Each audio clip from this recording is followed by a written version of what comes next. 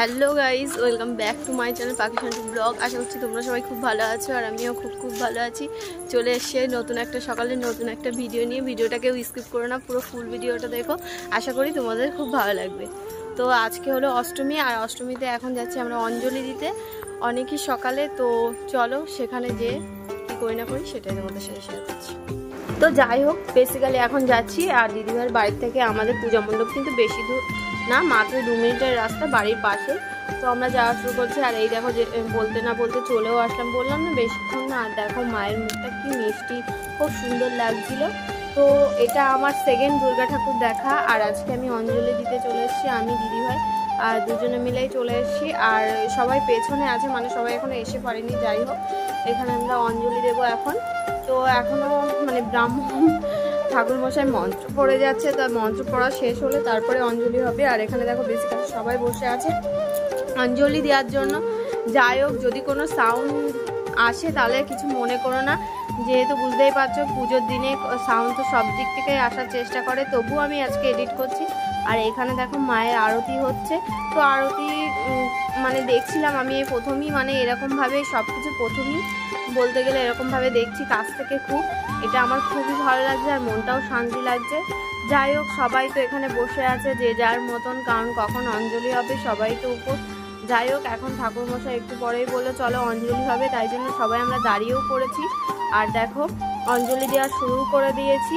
আর যাই হোক, অঞ্জলি দিতে মনটা একটু শান্তি লাগছে। যাই হোক, ভাবছিলাম অঞ্জলি দেওয়া হবে না করে তবুও আমরা দিতে পেরেছি, এটাই খুব ভালো লাগছে। আর এবার অঞ্জলি দেওয়া কমপ্লিট হয়ে গেছে। আর এখানে দেখো আমরা 3 জন এখন বসে পড়েছি। আর এই দেখো আমাদের কপালে কিন্তু চন্দনের ফোঁটা দিয়ে গেছে আর শান্তির জল দিয়েছে। যাই হোক, অঞ্জলি দেওয়া কমপ্লিট, এবার নেব চরণামৃত। তো যাই হোক, চরণামৃত নিচ্ছি আমার এখানে। আর এখানে ভাগ্নি বলছে এটা চরণামৃতই দিচ্ছে, যাও তোমরা তাদের যে লাইন দিয়ে নিয়ে নাও।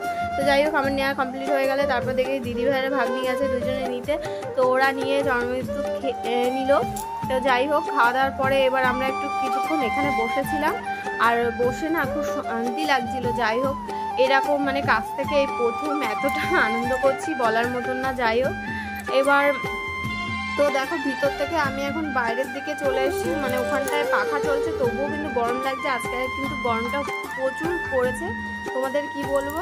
আর ফাইনালি দেখো এখানে কিন্তু প্রসাদ মানে ভোগ দেবে, সেই ভোগটা রান্না করছে এই যে এনারা দুজন। এখানে খিচুড়ি, লুচি, সুজি মানে এগুলো দেবে সবাইকে, মানে যারা যারা বাটা দিয়েছে। তাছাড়াও আদার্স যারা বেসিক্যালি প্রসাদ মানে নেবে তাদের জন্য এগুলো হচ্ছে। আর বেসিক্যালি আমাদের অঞ্জলি দেওয়া কমপ্লিট হয়ে গেছে। আর এখন আবার দিদিভাইয়ের বাড়িতে চলে এসেছি। তো এখন চলো চেঞ্জ করে নিই, তারপরে আবার বাদবাকি কথা হবে। তো যাই হোক, ফাইনালি ড্রেস চেঞ্জ করা হয়ে গেছে। আর এর থেকে শান্তি কিন্তু আর কিছুই নেই। তোমরা কে এরকম মানে শান্তি পাও একটু কমেন্ট করে বলো। যাই হোক, এবার আমরা একটু চা খেয়ে নেবো, লিকার চা।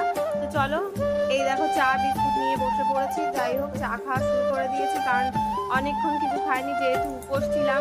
বুঝতেই তো পারছো, উপোস থাকার পরে যদি একটু কিছু না খাওয়ায় গাটা কেমন লাগে। তাই আমি এখানে চা বিস্কুট খেয়ে নিয়েছি। তারপরে বেসিক্যালি দেখি সকালে দিদিভাই লুচি, এখানে ডাল রান্না করেছে। তো যাই হোক, আমি 3টে প্লেটে সাজিয়ে নিয়েছি। আমাদের 3 জনরা এখন খাবো। আর সবাই এখন খাবে না। যাই হোক, আমরা 3 জনে মিলে বসে এখন খাওয়া শুরু করে দিয়েছি। আর খুব ভালো লাগছিল। তারপরে দেখি একটু সন্দেশ দিল। যাই হোক, এইটাই ছিল আমার সকালের মেনু। তো তোমাদের কার কী মেনু হয়েছে সেটা কিন্তু জানিও। আর অষ্টমীর সকাল মানে লুচি ঘুগনি, যে যা পারে তাই তো খাওয়া দাওয়া, তাই না? সেটা কিনা বলো। তো বেসিক্যালি তারপরে আমি আর একটু আমার ছোটো ভাগ্নি চলে গেলাম পাশে, ওখানে সবাইকে লুচি দেবে। তাই জন্য বললো তোমরা একটু আসো, এসে আমাদের সাথে একটু হেল্প করো। তাই জন্য আমরা দুজনে মিলে চলে গেলাম একটু হেল্প করতে। যাই হোক, হেল্প করে এবার যাচ্ছি আমরা প্রসাদ খেতে। কোথায় বলো তো? মণ্ডপে।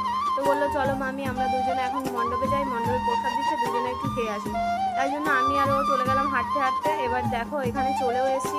আর চলে এসে বেসিক্যালি আমরা প্রসাদও নেওয়া হয়ে গেছে। আর প্রসাদটা সত্যি খুব সুন্দর ছিল।